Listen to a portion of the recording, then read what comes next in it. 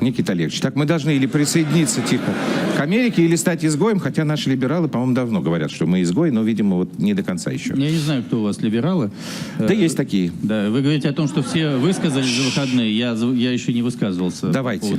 Я считаю, что это, конечно, позорный для России договорняк, который состоялся. Так, тихо. В этой ситуации государственное телевидение России и средства массовой информации пытаются представить это в качестве победы Путина, слабости Трампа, человек не слабости Запада, еще, не высказывался, да, еще, так. слабости Запада и подобное. Не знаю, как это может произойти, когда в отношении российского союзника нанесен ракетный удар коалиции коллективного Запада, который мы все пытаемся дробить.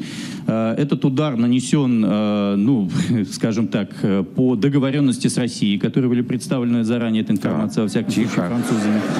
Мы никак не отвечаем. Мы не отвечаем ни на наших заложников на Украине, которые сейчас в Норде находятся, и другие суда. Мы отвечаем сегодня в течение дня. Секундочку. В течение дня мы сегодня, Государственная Дума, выстрелит себе в очередной раз в ногу по своему собственному народу, в том числе. Иными словами, Россия не способная никакому ответу зависимая страна, которая ограничивает по всем направлениям и которая будет продолжать мягко душить. Хорошо. Мягко душить, и водить по губам. Никита Олегович, вот ваши предложения. Значит, мои предложения, которые я озвучиваю в течение вот этих... У каждого свои эротические фантазии, поэтому да. В течение нынешних 4 лет. В любом случае, Андрей, в любом случае, переговоры между Россией и Соединенными Штатами Америки состоятся. Эти переговоры касаются следующего. США делает последний бросок на Китай. Для этого им необходимо устранить сейчас всего несколько участников, которые называют себя независимыми. Это Россия, Иран, отчасти Венесуэла, которые были названы, по-моему, Ника Хейли последний раз. России придется идти на эти переговоры. В противном случае то, что вы сейчас, над чем вы сейчас смеетесь, превратится в огромный кошмар. Понятно. Кошмар, причем во всех точках, которыми опоясана Российская Федерация. Сирия не опоясывает Россию, и поэтому так, Никита Олегович, разъясните мне вашу теорию кошмара. Значит, вы сказали, в течение ближайших 4 лет. Тем не менее, чуть раньше... предыдущие 4 года. Хорошо. Значит так, это важно. Что мы должны были бы сделать, когда американцы наносили этот удар? Мы должны были бы либо запустить внутренние экономические и политические реформы для того, чтобы быть готовым, для того, чтобы противостоять коллективному Западу, выстроить реальные отношения с либо выстроить реальные отношения с Востоком. На реформы время требуется? Реформы никакие не сделаны. На Более того, время требуется? Владимир Путин, который пошел на выборы, сказал, что мы реформ делать не будем, мы останемся в том направлении, в котором вы делаете есть. вид, что вы меня не слышите, или вы так рады сегодня здесь быть в студии? Не расслышал, извините. Хорошо, я буду поближе тогда. Давайте, на реформы время нужно? На реформы время нужно, но у нас даже заявлений по этому поводу у нас даже заявлений. Вы сейчас начали свой замечательный такой вот монолог. спич. Я знаю, у меня просто монолог — это забитое слово, я хотел более оригинальный синоним подобрать.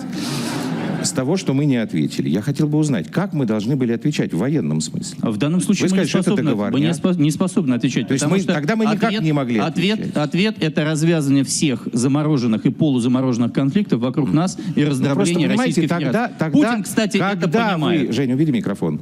Значит, тогда я вам просто вот что скажу.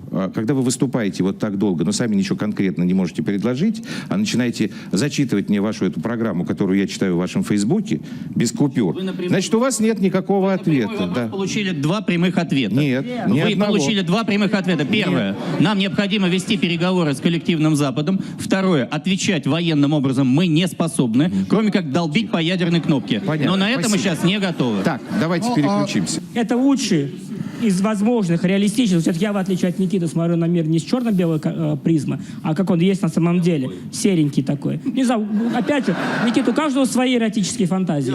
А мир серенький, и в рамках этого Нет, мира Никита Олегович, у нас еще недостаточно эротики.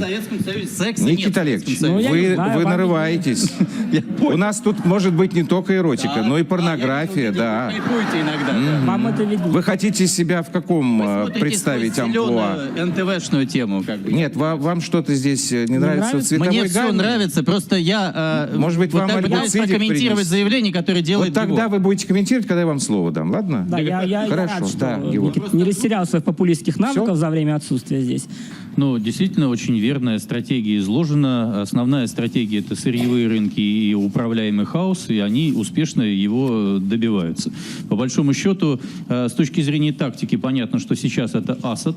В тот момент, когда Россия сейчас, видимо, в неких закулисных переговорах, как я понимаю, это предъявлено сейчас России. Если Россия пойдет на сдачу Асада определенным образом, то Трамп может идти, собственно, на выборы уже сейчас и побеждать в Соединенных Штатах. Ему крайне важен этот скальп. Ему крайне важен этот скальп. Этот скальп. Но подождите секундочку.